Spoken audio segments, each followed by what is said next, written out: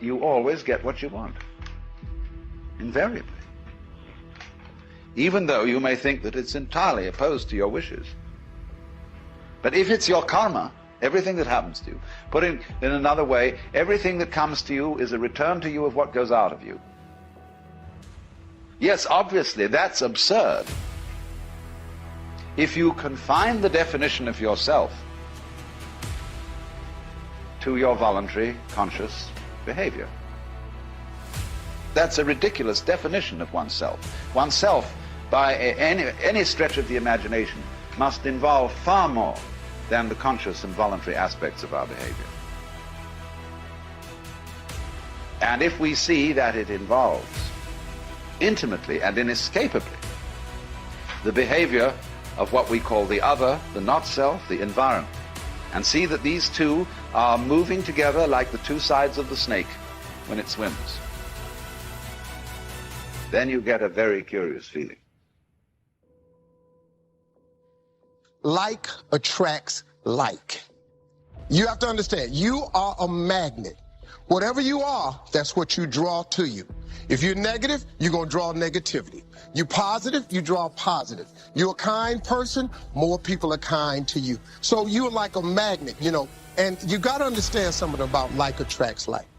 If you see it in your mind, you can hold it in your hand.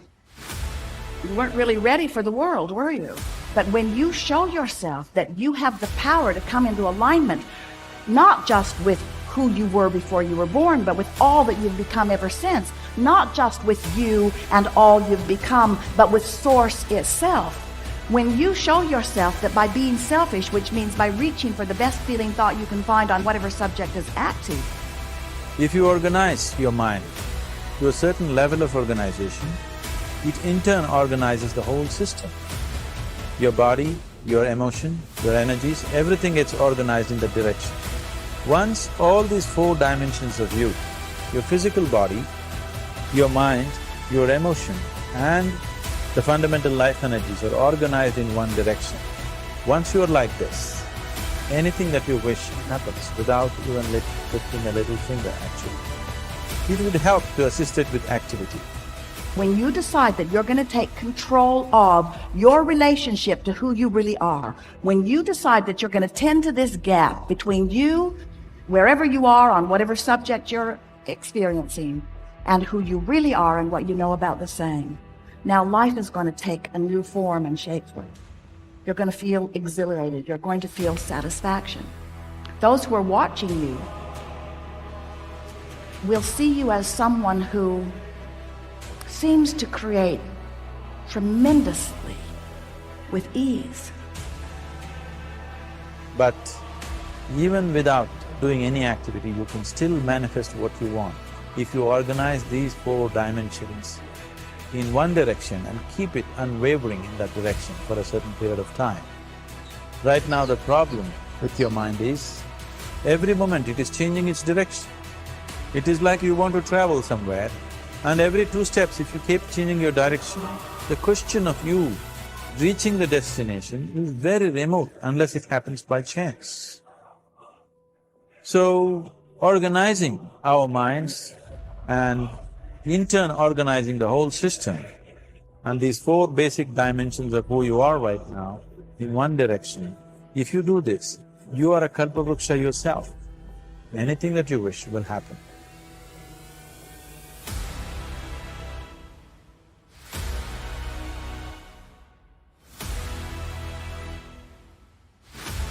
Everyone that I know who is able to get things into their life practices this.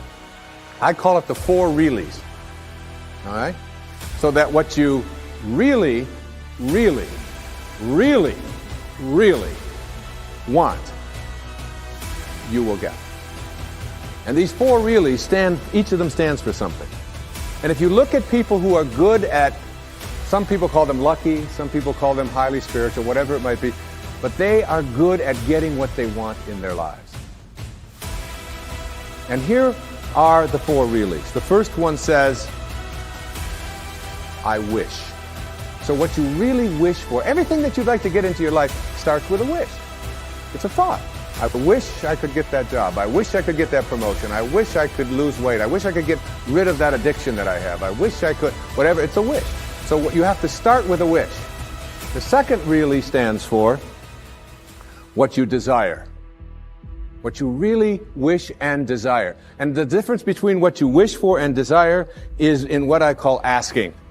Ask and you shall receive. Ask and you shall receive. It's not empty words. Be willing to ask. When I get stuck sometimes writing and I'm just not quite sure where to go or whatever, I just leave the typewriter or I leave the yellow pad that I'm writing on. I walk over to the couch and I get into a meditation and I say, I would like some help in having this become clearer as to how to express it.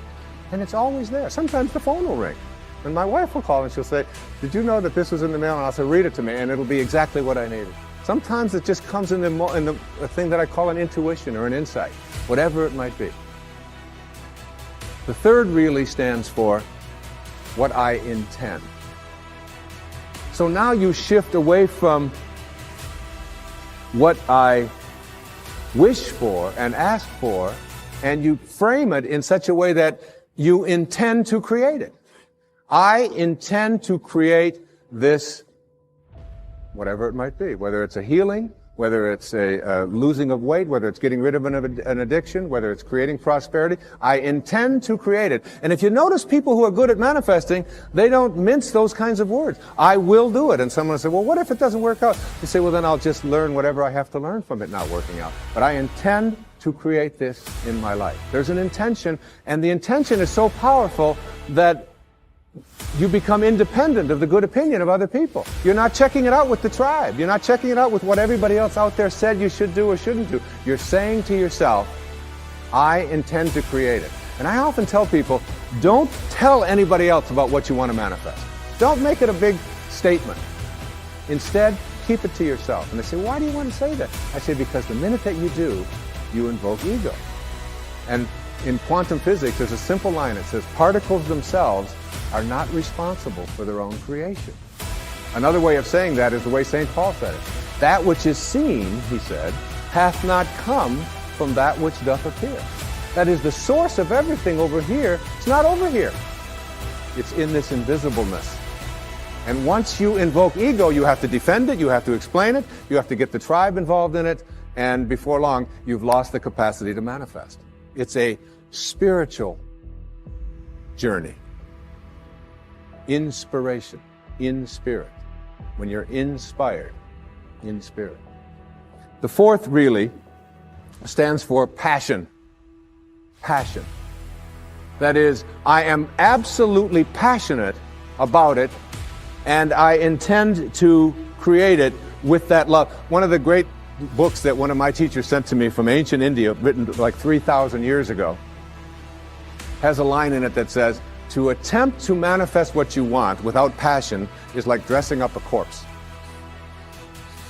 So you take this corpse and you put a tuxedo on it and you dress it all up and you put all the makeup on it and you take it out into the world and you say, now see what you can get for me. But basically it's dead inside. And if it's dead inside, that is, if it lacks passion, if you lack passion, you're not going to be able to attract it into your life.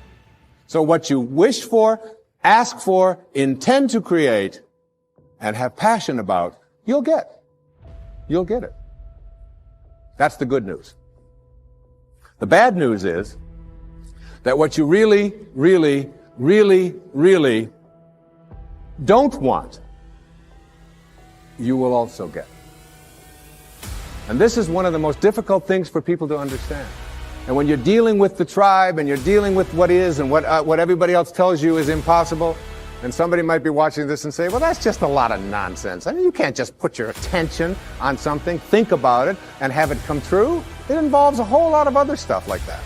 You see, here's how it works. You cannot attract thin from I hate being fat.